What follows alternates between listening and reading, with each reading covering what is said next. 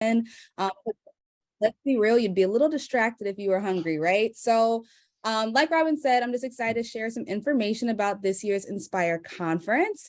If you haven't received an email from me yet, one of the most exciting things to note, like Robin mentioned, is we are back in person this year. We know the last 2 years have been a little weird with COVID. We're excited to be back in person, and the conference will occur on Friday, November 4th at University School's Upper Campus, and on Saturday, November 5th at Lander Haven and Mayfield Heights.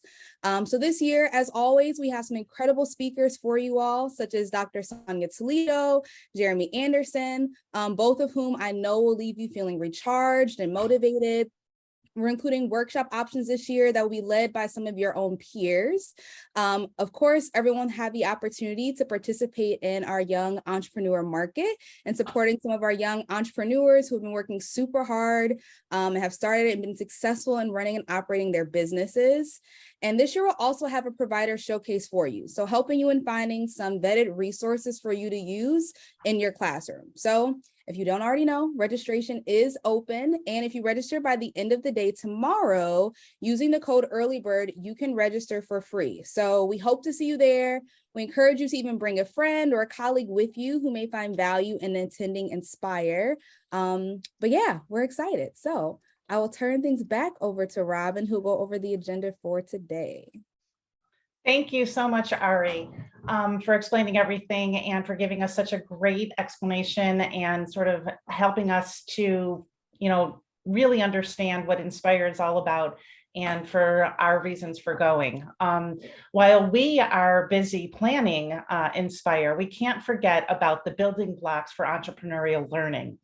Today, we're going to be talking about elevator pitching. This is often one of the first introductions to entrepreneurship for students.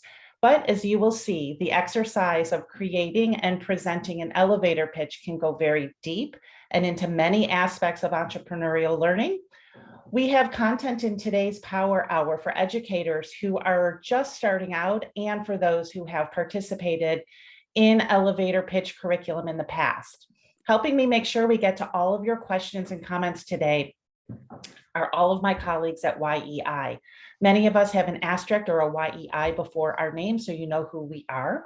Feel free to use the chat function at any time during the event, and also know that an email will go out at the end of this, probably tomorrow or Monday, that has all of the information, the websites, the content that's mentioned, any links that you need, all organized nicely for you so that you don't have to take notes right now if you don't want to. And then just in case you didn't know, we are recording this. Today's Power Hour is going to focus on the entrepreneurial skill of elevator pitching. To start us off, we will hear from Kim Kauffman from Midview East Intermediate School. Kim is a STEM educator and the recent recipient of the grand prize in the Henry Ford's Innovation Nation Teacher Innovative Awards. Kim will explain how she involved her entire school district in YEI's Pitch Challenge and a district-wide challenge. She will share how the Pitch Challenge Toolkit aligns to the state of Ohio standards and the curriculum standards. We will then hear from Chick Thompson from WAGiLabs. WAGiLabs is an incubator for kids' ideas to improve their community and the world. WAGI stands for What a Great Idea, and their Guppy Tank program is where young students can learn about and practice pitching ideas that change the world for good. Guppy Tanks are targeted to 3rd through 8th grade students. We will then hear from Itzel Gutierrez from VentureLab on how to pitch and their pitch-specific curriculum offerings. With the Idea to Pitch program, students grow their entrepreneurial mindsets and skills as they apply their passions and strengths to identify opportunities to creatively solve problems, develop their solution into a business, and pitch the idea. The Idea to Pitch program is also perfect for engaging teachers and students in project-based learning. Idea to Pitch covers students in grades 1 through 12. DeAndrea Taylor will then introduce us to Mindsets and Milestones. Mindset and Milestones create materials to help teachers teach entrepreneurial skills. Their curriculum empowers students and gives educators the tools to lead entrepreneurial experiences in their own schools. Their material is targeted towards girlpreneurs, but can be used for all entrepreneurs. DeAndrea will give us a sneak peek into her pitch deck curriculum, something the older learners will use as they perfect their pitch. We will have Brant Fairchild from the Veale Youth Entrepreneurship Forum, which was designed to equip high school students with an entrepreneurial mindset through exceptional education and real-world experiences. One of these experiences is the Think Big Summit. Brant will talk about how their Think Big Challenge asks students to take their skills to the next level by creating a pitch deck and longer pitch presentation. Brant will tell us a little bit about this, as well as describing to us what makes a good pitch and what they look for in a winning pitch. We'll also learn a little bit more from Eileen Frankel about the pitch challenge that YEI offers. We have a ton to cover today. It's such a fantastic opportunity and a fantastic learning opportunity, but I am going to turn it over now to Kim Kauffman to kick us off. As just a quick little side note, Kim has coach, innovator, and positive thinker on her Twitter profile, and I thought that was just great, especially for today's presentation. So Kim, I'm going to hand it over to you. Thank you. Thank you. Give me one moment here to get my screen all set. Hopefully I get this correct. This is always the tricky part for me. You get out of my email and go from there. Need another tab. Thank you for having me today. I just need one moment to find here. Glad I'm not the only one. You should see my screen. I like haven't a done this gazillion of them open. I have not done this in a while due to so many in-person meetings. Are we good here? We're good. You see your screen. Awesome. Yay. So thank you again for having me.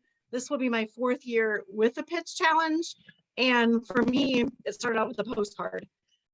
My superintendent and assistant superintendent came by and they had learned about the pitch challenge and Young Entrepreneur Institute.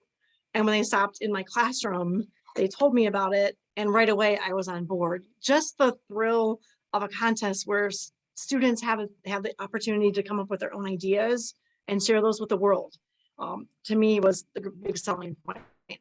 When I think about the pitch challenge and looking at just the main description of it, we all look at it. We know it's for kindergarten to 12th grade students. We know it's 30 to 90-second pitch. And you're thinking of the 4 C's and your creativity, problem solving, critical thinking. And then that last sentence in white. Additionally, I added that the Young Entrepreneur Challenge reaches Ohio learning standards. So yes, when you participate, you're getting the 21st century career skills and workforce readiness, but also think of the curricular ties. And that's the big part I think that Young Entrepreneur Institute is starting to hone in on and emphasize to all of us. So I'm really happy to share this with everyone today. Robin had shared me the YEI's correlation chart earlier, and you're going to have that in your email when it comes out after this. But first of all, English language arts is a huge area that can be covered within just by doing the pitch challenge. And it's not just the pitch itself. YEI has their toolkit, and within the toolkit, there are oodles and oodles of lessons. I'm going to go to the chart real quick here. I know it's not super close.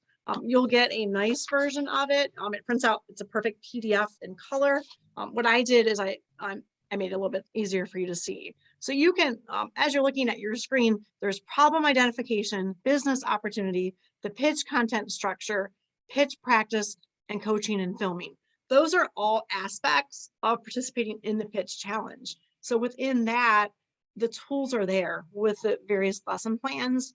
And just by looking at the colors on the chart, you can see how many different areas are covered just by the pitch challenge itself. That's reading and informational and writing. When you get your copy, you'll have a chance to look at it a little bit more up close and personal with that. And then the second part is speaking and listening and language. Just look at the variety of places that are covered. It's so much besides just the 21st century learning parts.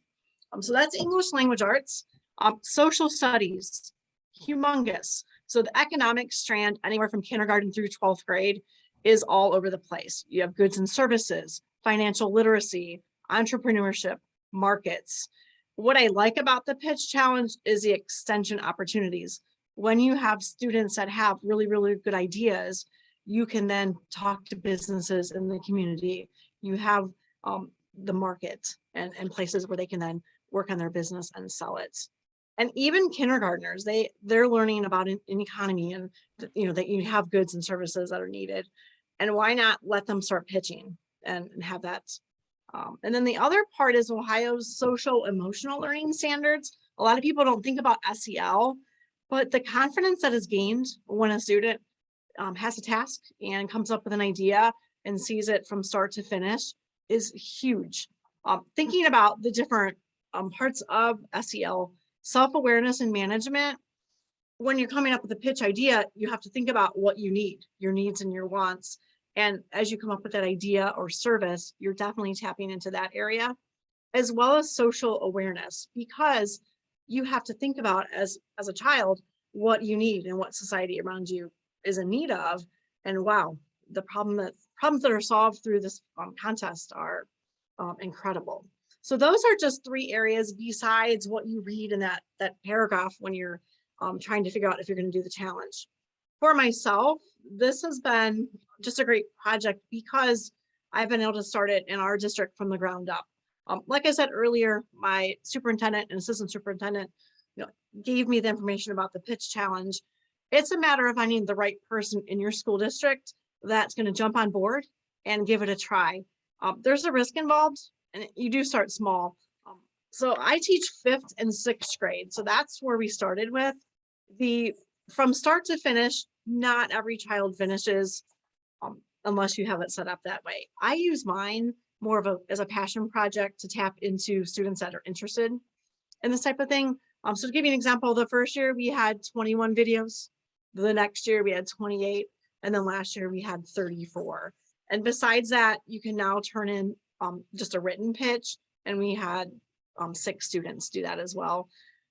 I think about all the opportunities, and I can't wait to see how YEI plays into this year. I know we're gonna learn about it later on in the Power Hour. I haven't heard what's new this year and what different rewards and that are up for grabs. But for myself in my school building, I made a big deal for those who participated. I took advantage of the Dunkin' Donuts and juice party. That was a huge motivator for me. And I guess I should say for my students as well, because they wanted like that little carrot at the end of and for them, it was the donut and the juice. So that for me was a great way to get students to participate, and they felt like a winner in that sense. But then there are winners, and you have to teach the difference between winning and losing and quality pitches versus not. And that's where the Northeast Ohio finalists come into play. When those finalists are announced, that's a big day for all students across Northeast Ohio.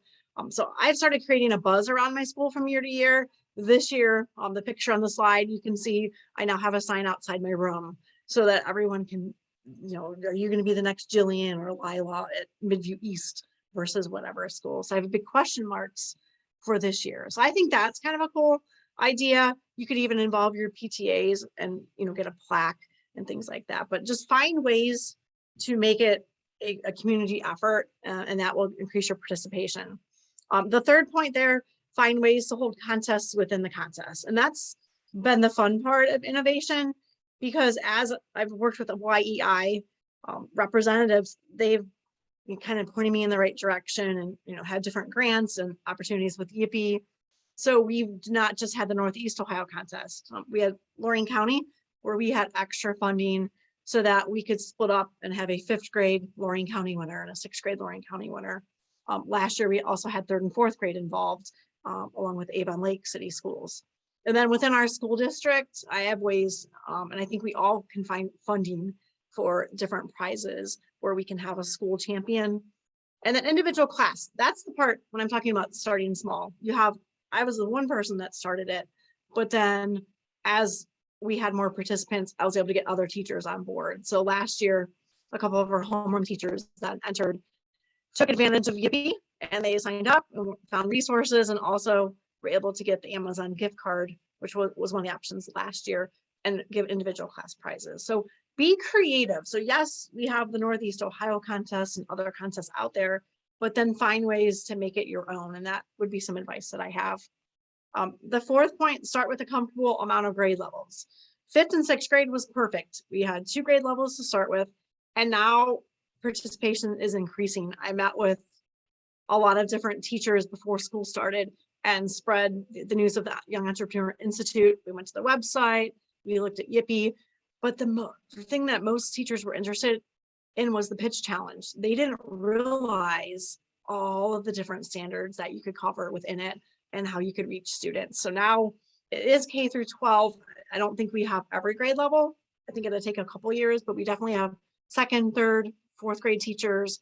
And then we now have alumni. So my former 5th and 6th graders are now at the middle school are tapping in. So you can try K through 12, but my advice is, do a little bit at a time so that you have that core group of students that are interested. And then also that kind of gets the teacher's attention as well. And then my last point, if you make it a passion project instead of a graded project, that's one way to do it.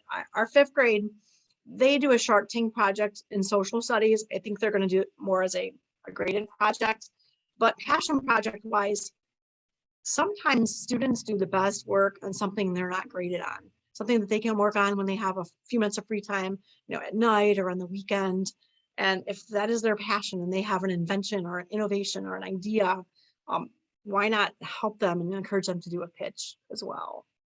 I'm just very thankful that my superintendent came in and gave me this postcard and that I started the pitch challenge. And I'm very, very excited to see what happens this year. Number one, I can't wait to see at the end today what the new part of Yippee is with the pitch challenge. And number two, just to see how the numbers increase and more people in the Midview schools participate as well as Northeast Ohio. So I really appreciate you giving me the time to share some of my ideas and also, tie in some standards with pitch challenge as well. Excellent. Thank you so much, Kim. Does anyone have questions for Kim before we go on? I know I have one, only because I want to just clarify that some people use this, the pitch challenge, as a passion project that happens to meet standards. Have you noticed now that teachers are flipping that and say, these are the standards I'm going to meet with this pitch challenge, and what kind of works better? I think that the way that I did it by doing the passion project first gained interest, so that students had that they didn't have to take a risk. They could just do this on their own. And they learned that by taking a risk, they were able to enter a contest and gain that confidence. So now when I talk to the 5th grade teachers one-on-one, and I was like, hey, you do a Shark Tank project anyways. And they're like, whoa, we didn't realize, what that encompassed. And now as they make it a class project meeting the standards, I think some of the past participants, I can have them talk to the students and say, look, it's not a big deal. You're going to have fun doing it, but also you're going to meet your teacher's expectations as well. Yes, it's sort of chicken egg, Yeah, it is though. Yes. For me in my position, I'm a special in our school. STEM is a specials class, so we don't have graded assignments, so to speak, as the regular education teachers with language arts and social studies. So that for me is why it works that way. I see all 420 of our students versus individual classes. Did you guide? Go ahead. Did you guide all the 420 or the ones that wanted to? Were you personally their guide, or did their teachers get involved also? Yeah, so the first year I kind of introduced it, used Shark Tank, and then the second year I had YEI introduce it, and then the last year I did. Every year I try to have a different introduction. I introduced it to the whole school, to all 420. One year we had them, the homeroom teachers introduce it. We found it's better if just one person is kind of the main go-to person. But yes, then when it was time for them to do the project, I was their main, kind of like their coach. Some students though are happy just doing it at home because they'd rather, they're camera shy or they're YouTubers and things like that. So those are things for us all to think about. Reach the students where they're at, where some aren't going to want to stand in front of a green screen or a camera at school versus home. So also give that option as well. It's great advice, really great advice. Thank you, Kim, so much. Before we move on to Chick, does anyone have any questions for Kim? I know she's going to hang around till the end. All of our presenters today will hang around and make sure that we answer all questions. But before we move on, I wanted just to pause and make sure that all questions were answered. Okay, thank you so much, Kim, for sharing your experience with us. It's always very helpful to hear firsthand from an educator how they implement this program. So really appreciate you taking the time today. Chick from WAGiLabs, we are going to move on to you for you to talk a little bit about your Guppy tank, which I love that name, a Guppy tank. You can let us know a little bit more about your Guppy tank, Chick. Sure. Well, thank you very much. And you can see the slides okay? Yeah, we're good. Perfect. So I always start everything off, even conversations in an airplane, by asking people, what did they do when they were 5 years old and their parents had a large appliance delivered to their home and it came in a box? And we get into this conversation about, what did you turn the box into? And whether you turned it into a sled for your steps, or a puppet show, or a fort, you used a certain language of, it's not a box, it's a. And out of the box thinking is what I try to teach in the Guppy tanks. I try to get the kids to be thinking about, well, the idea they're coming up with, it's not just this, it's this. And with a whole tie into what I like to call empathy. So because a box is a finite idea, it's not a box, it's an infinite idea. And that's what I'm trying to demonstrate, is that as kids pitch their ideas, that they are pitching not just something finite, but something that might have global ramifications. So when we designed our Guppy tank, we said, it's not a course, it's a voyage. And so we created the HMS Kidpreneurship. And we take the kids. Now, the reason I took them on a voyage is my mentor growing up, my neighbor 3 houses down from me in Long Island, was a cartoonist named Rube Goldberg. So if any of you have ever played the Mousetrap game or done a Rube Goldberg contraption, he was my mentor. He's the reason why I'm a cartoonist. He's the reason why I went to Disney to work. And I have his first Mousetrap game from 1963 on display in my home. And here is a cartoon that Rube used to draw in the newspapers. You notice Rube always liked to go not just from A to B, he wanted to go from A to B using all the letters of the alphabet. So when we're trying to teach kids how to come up with an idea for a pitch, we take them on a voyage. They got to go and become a detective and go through the sea of curiosity. Then they got to land on the island of compassion to learn empathy. To then go through the ocean of courage to be able to understand how to build prototypes, how to pitch, maybe create a music video. And we also say it's not a curriculum. We don't offer a curriculum, we offer a playbook. And the playbook also offers stream exercises. We're going into the diocese schools in Cleveland, so it's called Stream. We add religion into it. We add mindfulness into it, because we think this is all part of delivering a good pitch, that you might get nervous. So we teach you some mindfulness exercises. Like there's one of the mindfulness exercises of floating on the ocean. But we also teach the language of improv. I studied and teamed up with Second City. And so I'm a big proponent of teaching young people the language of yes and especially the audience of kids that are listening to the other kids' pitches, that their response is a yes and not a yes but. So for us, it's not a Shark Tank, it's a Guppy tank.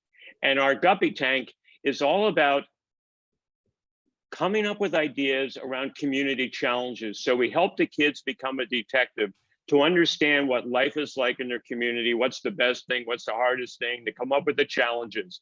Then we teach them how to walk through the shoes of their community and understand what it feels like, whether they're talking about in Cleveland, a Guppy tank, the kids wanted to go and work with the homeless. I've got a Guppy tank going right now in Tanzania, and they want to go in a totally different direction and incorporate STEM into this community. They're actually building a solar-powered cell phone charger as part of their ideas that we're working on. So we've combined STEM with Guppy Tank. We then teach the kids brainstorming techniques, and we give them an idea cycle. I believe, I just learned so early on because of my dyslexia, to break things down into an acronym that's easily can be remembered. So for me, design thinking and brainstorming and all that, we broke it down to identify, design, experiment, analyze, and share, which is ideas. And our final thing is the kids pitch at a Guppy Tank. Now, they could be pitching to other kids, they could be pitching to teachers or community members. And so I teach them, since I am an animator and a cartoonist, my way of teaching a pitch is to teach them how do you write a movie? I teach them how to storyboard. And then how do you go and start the story? You grab attention. How do you add plot twist and be the hero and save the day? And then how do you end with a bang? Just the way we do when we're creating an animation or a full-length movie. Well, then also, since I love music and I love music videos, we have a new component now where we're teaching kids how to create music videos, but they can't just create a music video. They also have to create a billboard to promote. So I want to show you what the kids in rural Ghana, these kids are on a cocoa plantation. They identified their community challenge as catching malaria twice a year. So they wanted kids to wash their hands. So I'll just show you 20 seconds of a little video they created. This was written, directed, filmed on their smartphone by elementary school kids in Ghana. Have fun. One and two. Laugh, laugh, laugh. Every day laugh. Wash, wash, wash. Every day wash. Laugh every day. Wash every day. So you can see the little video. It goes on for 3 minutes, but now they created a billboard design and we actually got it funded. So it only cost $250 to fund that billboard.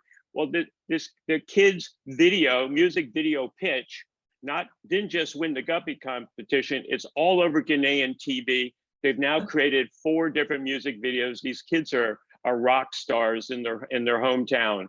So how do we measure a Guppy Tank? Did they dream big? So I liked what I heard, what Brant's talking about, dreaming big. Showed empathy is the most important component of everything we're talking about. It's showing empathy. Did they get messy? Did they go and explore? And did they work with others and use feedback? Finally, our goal is to go and to create a global pen pals for all the kids around the world that are pitching their ideas, that they get to know other kids around the world. They share their challenges, they share their pitches. So we've created an actual box that we send from Ghana to the YWCA in Chicago to Navajo Nation in Pinon, Arizona. We call it an empathy box. And in there, we share their pitch and we share their challenges and we share food and clothing and other things. So that's our Guppy Tank, and I'll be on for any questions. Thank you so much. Excellent, Chick. Thank you so much. And again, before we move on to our next presenter, I just want to make sure that we answer any questions that anyone might have for Chick and his Guppy Tank.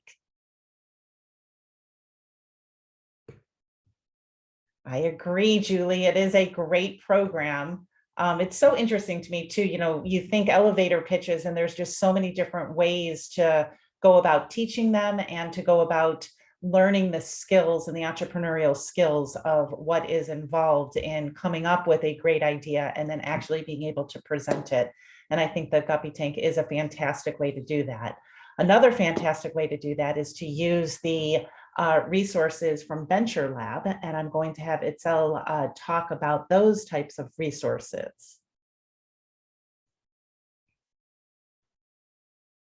Let me find, okay, can you everyone see my screen? We are good. Awesome, thank you so much. And oh my gosh, Chick, I love that video. I think I've seen it once before and I forgot about it and I saw it right now. I'm like, oh my God, yes, this is the greatest video. So yeah, I have actually 3 different resources for y'all in regards to pitching.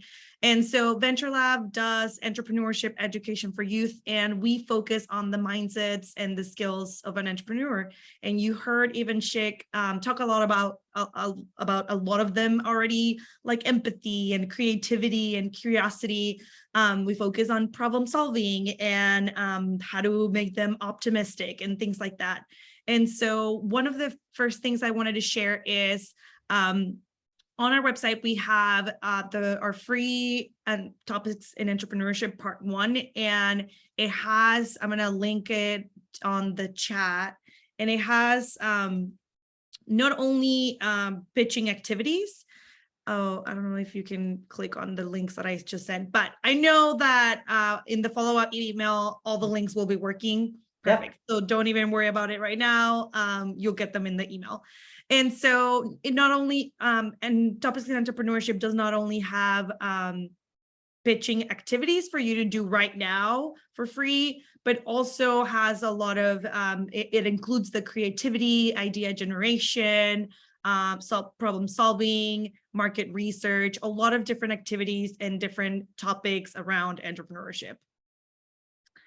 The next thing I'm going to talk about is the VentureLab Idea to Pitch curriculum that we have.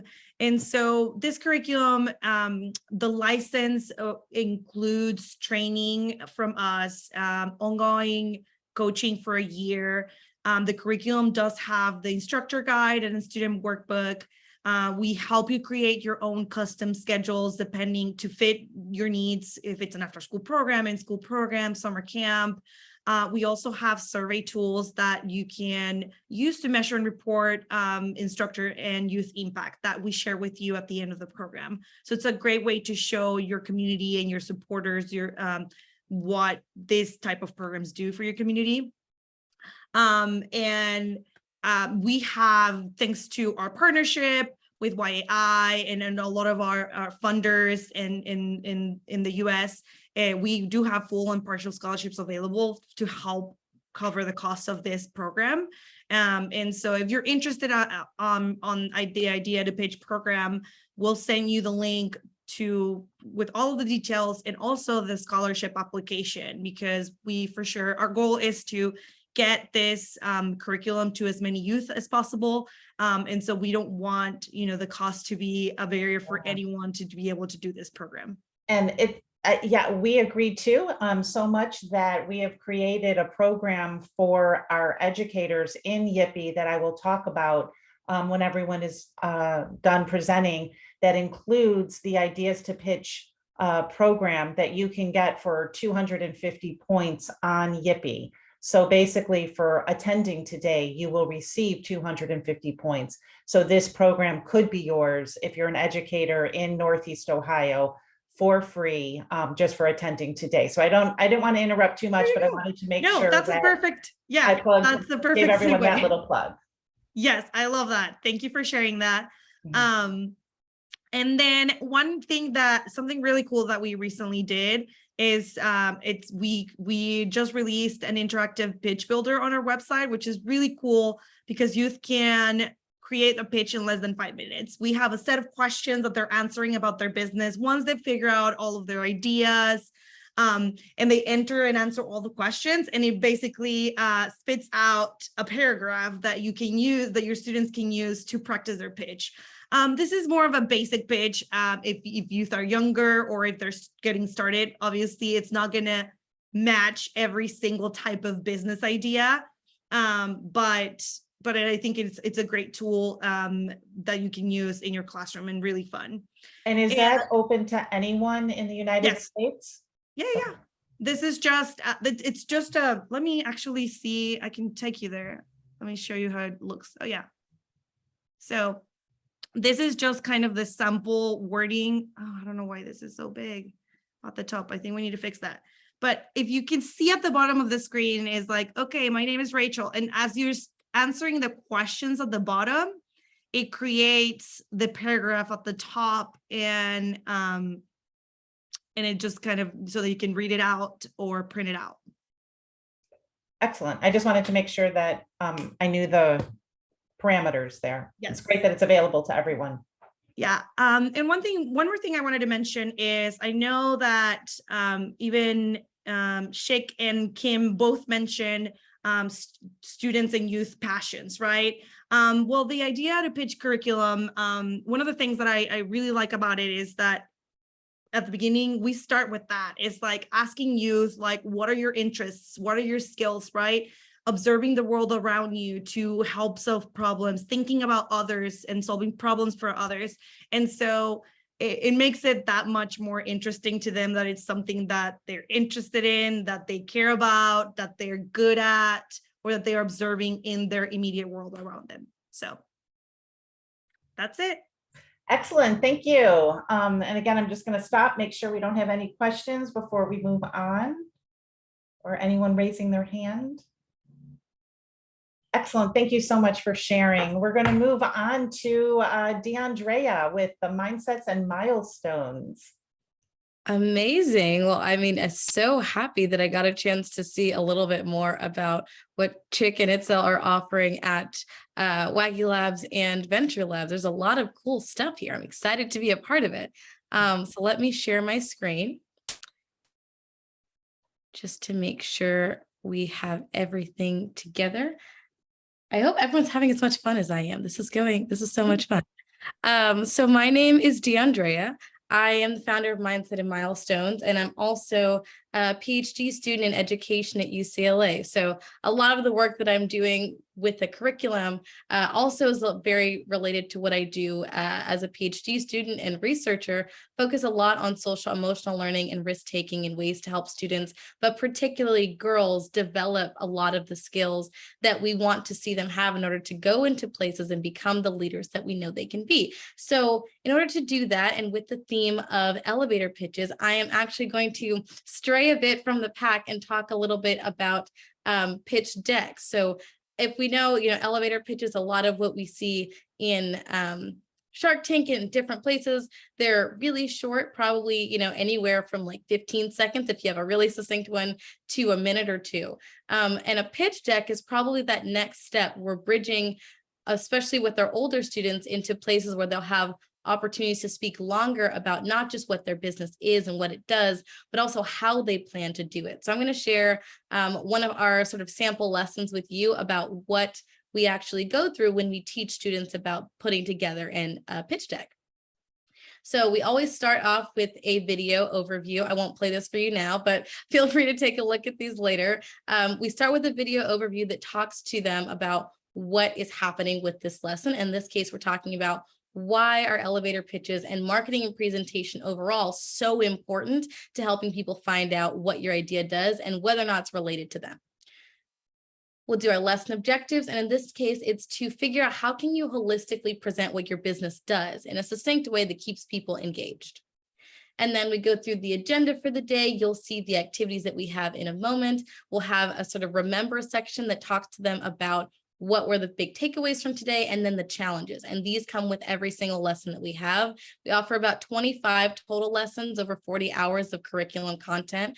You'll get the links to that stuff later, but for the pitch deck, we start off with having them introduce their elevator pitch first. So it's a great segue from the previous curriculums you've heard about already, because the elevator pitch is a great way to get started with figuring out how can I explain quickly what I offer and get people invested. Business pitch, we start here so that we can get them to think about those high level overview.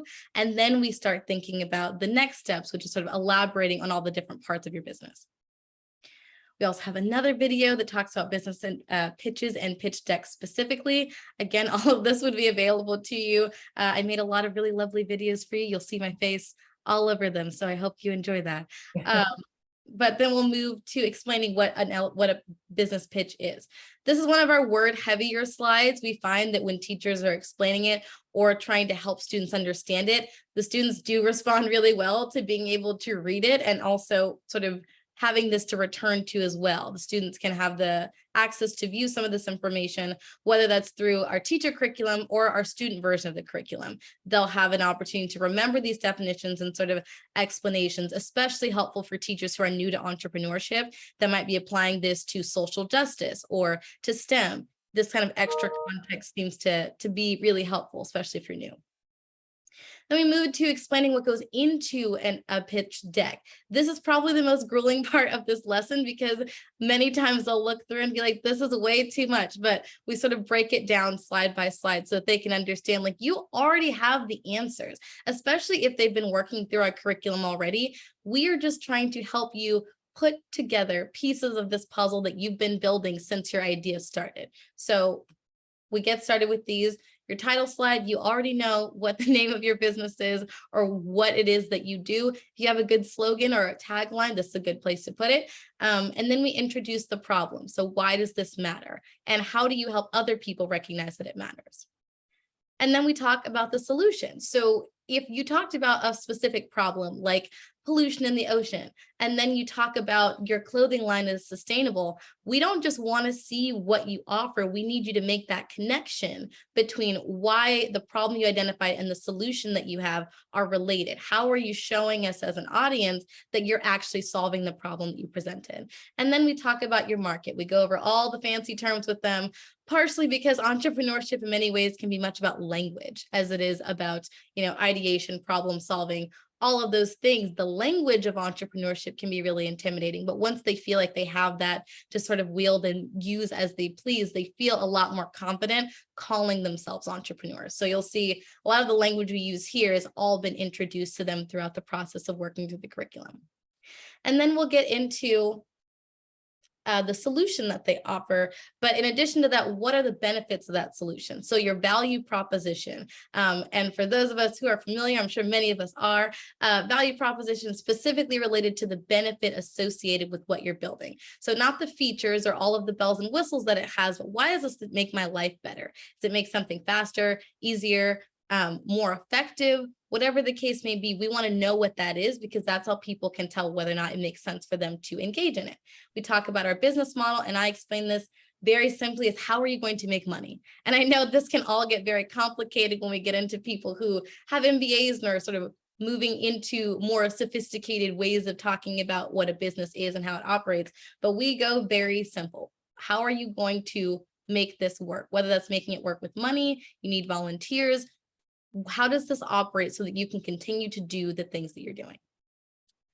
We get into go-to-market strategy. How are you going to present this to the audience that's so excited, the people who need this solution?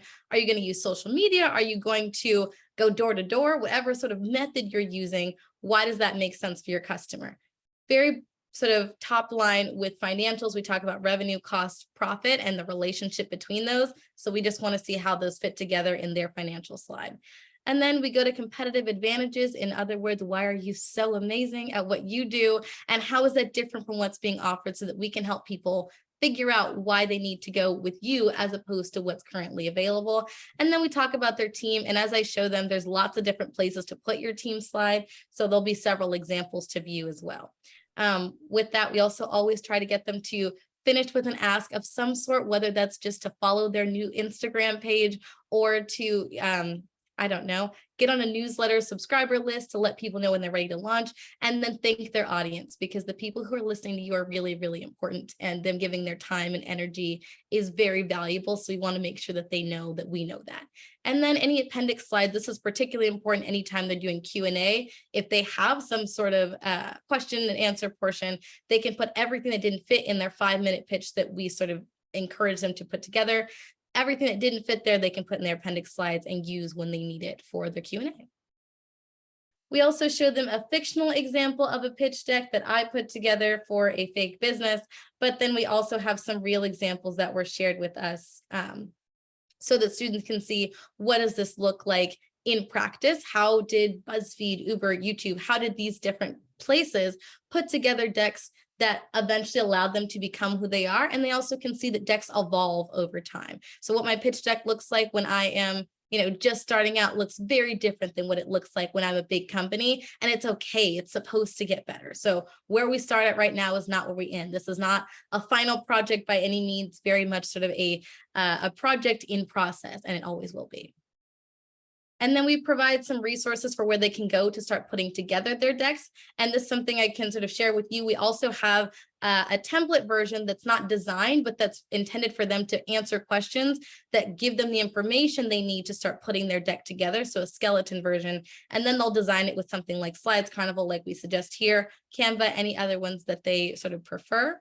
And then we also talk a little bit about presenting tips. So how are you preparing? How are you thinking about your speaking style? What's natural to you? Who is your audience, and tailoring it to them? And then your personal presentation. All of this you can read here. If you want to go back and pause this video and read it whenever this is available, do that as you please. But we talk through each of these parts with them so that they know it's not just about what you say, but how you say it and who you're saying it to. And then we finish with them actually getting a chance to practice. And mind you, this particular lesson can stretch anywhere from 2 sessions to 2 weeks, depending on how long you want to give them to work on their presentations. We have programs that run for a year that will spend 2 weeks on this. We have programs that are running for 2 weeks that will spend, 2 hours. So just depends on sort of your schedule and what you have available, but the decks will look different depending on how long you give them. The principles are the same. And then we finish with the take-home points for the lesson. And a challenge we give them is to start thinking about what exactly goes in the pitch deck. And also if they're missing something, what might that be? And to talk to different people who can help them figure it out. I'm going to stop sharing here, but overall, our pitch sort of process is really about helping them discover who they are as entrepreneurs, who are you as a speaker, who are you as a human, and all of those things kind of come together. So social emotional learning is a huge component of what we do, similar to what Kim talked about earlier with standards associated with that.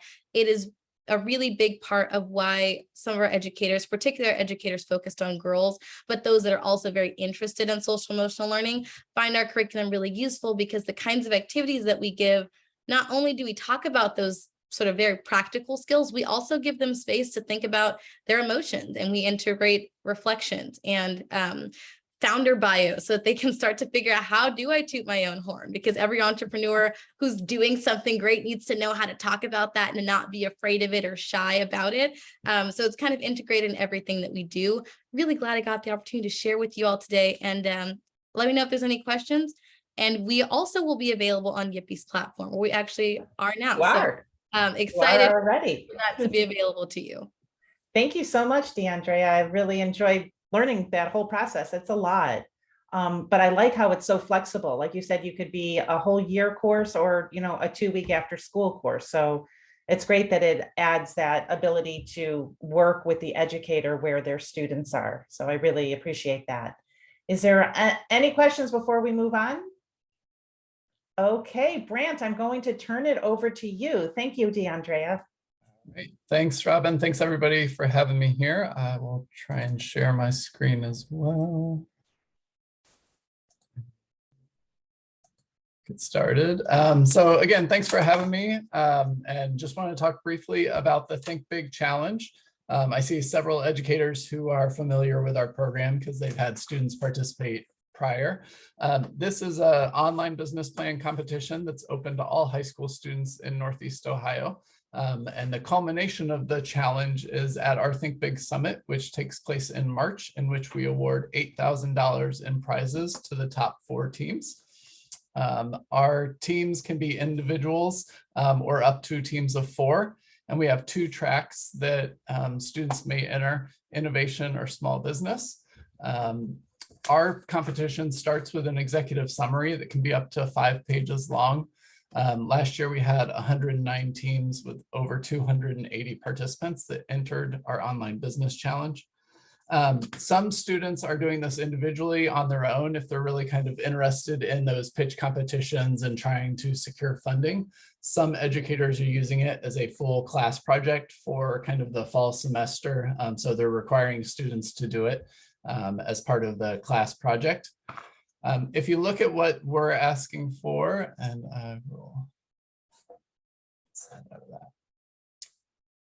On our website, we have our competition breakdown. We have our entry form in there. And we also share what we're looking for out of the executive summary. So we have our guidelines. We're looking for, similar things that DeAndrea just talked about, concept, the customer and problem, solution, business model, market, competition, and growth.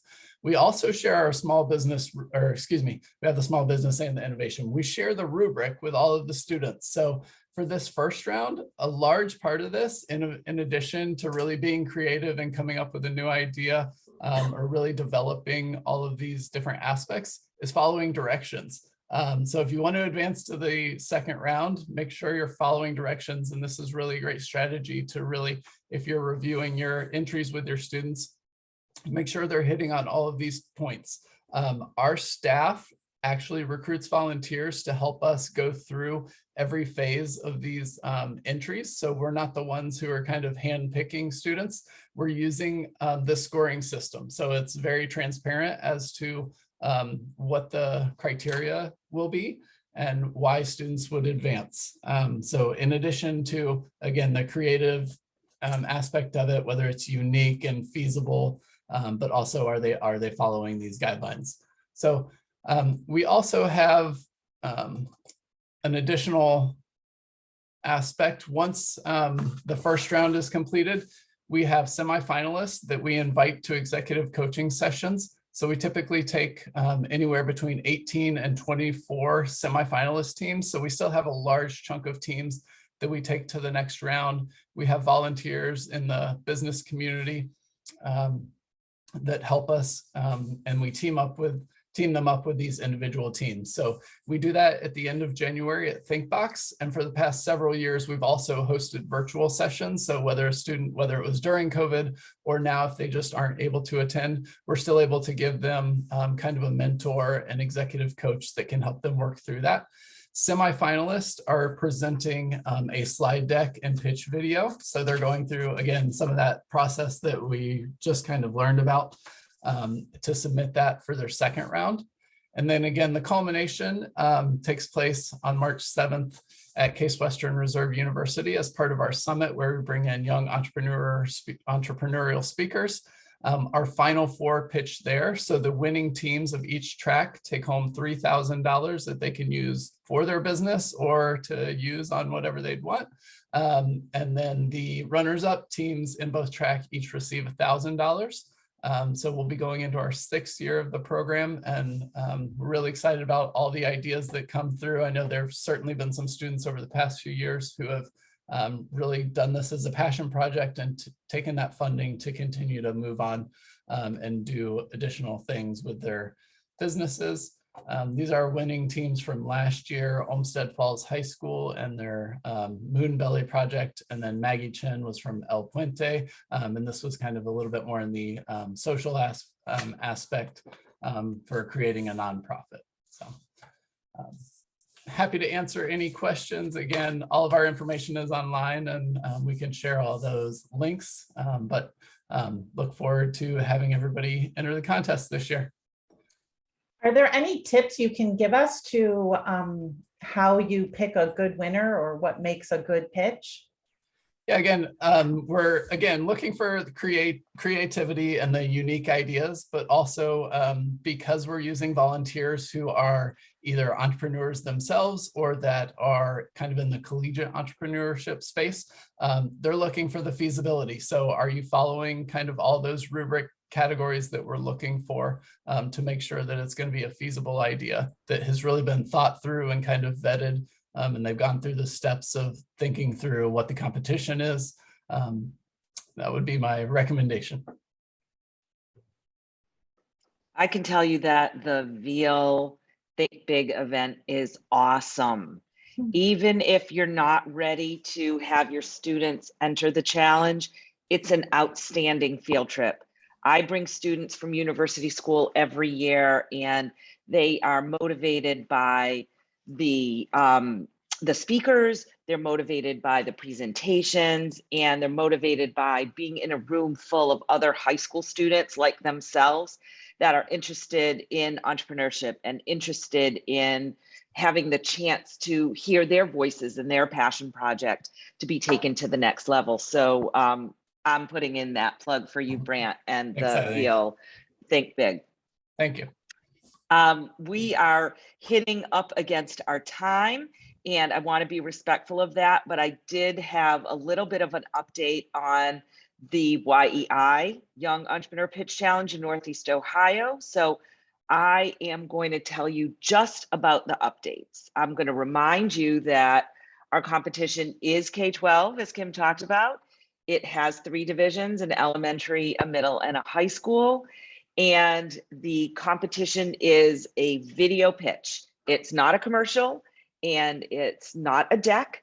It is an elevator pitch, a video elevator pitch. All that stays the same. Here is what's new.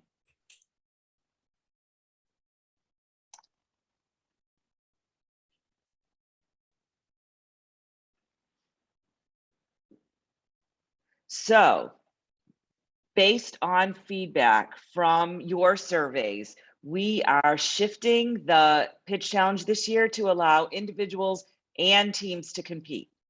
We know that there are a lot of classes that work on semester-long projects where the kids work in teams, and we can now accept team entries. We're also changing the judging a little bit to make the evaluation and judging of finalists a little bit more transparent. We will have 1 per school group. And that is, if you work with a class, there will be a finalist from your class. And that finalist will be the winner from your school or group.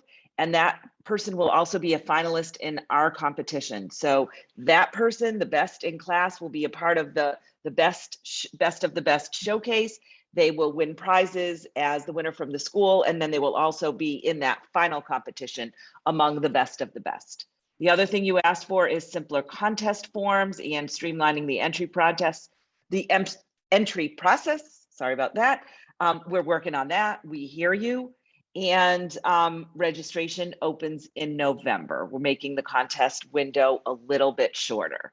So we look forward to sharing more details, but we're really excited about continuing the iterations and innovative process for this challenge that has been so popular.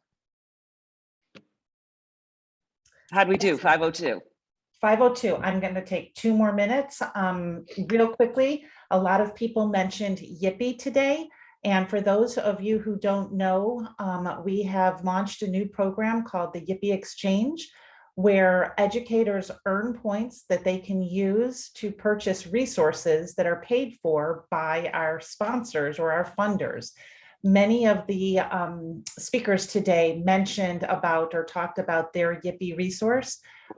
You will receive in the follow-up email, you will receive a code for 250 points that once you register for YIPI, you can go on and enter that code, and then you can go and purchase any one of these products.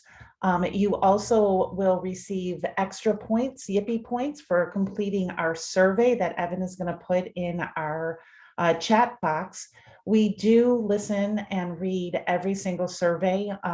We are very interested in making sure that these power hours are meeting your needs. So please complete that and let us know who you are if you want the extra points.